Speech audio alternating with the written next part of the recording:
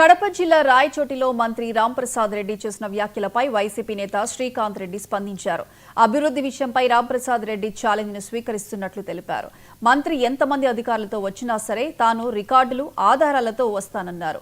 గత ప్రభుత్వంలో చేసిన అభివృద్ధిని స్పష్టంగా చూపిస్తానని వెల్లడించారు. మరోవైపు గత 18 నెలలుగా కూటమి ప్రభుత్వం చేసిన అభివృద్ధి ఏంటో ప్రజలకు చూపించగలరా అని ఆయన ప్రశ్నించారు. పార్టీని ఎట్లా స్ట్రెంథెన్ చేసుకోవాలన్న దానిపైన మేము సమావేశంలో మాట్లాడుకొని ఈ కోటి సంతకాల సేకరణలో భాగంగా ఎలా భాగస్వాములు కావాలన్నటువంటి దానిపైన కూడా ప్రతి మీటింగ్లో చర్చించుకోవడం జరిగింది. దాదాపుగా 5 మండలాలు 70 గ్రామాలు పూర్తయినాయి. మున్సిపాలిటీలో గతంలో 3వ వార్డు 4వ వార్డు కంప్లీట్ చేసుకున్నాం. ఈరోజు 28, 29, 30 3 వార్డులకు సంబంధించి ఆత్మీయులతో మా పార్టీ నాయకులతో సమావేశం ఏర్పాటు చేసుకున్నాం. ఈ సమావేశంలో అన్నీ కూడా మేము గతంలో ప్రభుత్వం ఎలా మంచి చేసింది, ప్రజలకు ఎలా దగ్గర కావాలా అన్న విషయాలు కూడా మాట్లాడుకోవడం జరిగింది.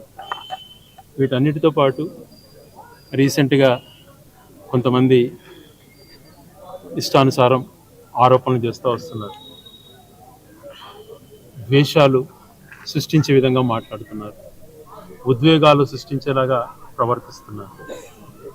నేను ఒకటే చెప్పా, నేను ఈ ప్రాంత రేపటి జనరేషన్ కోసం పనిచేసేటువంటి వాడిని.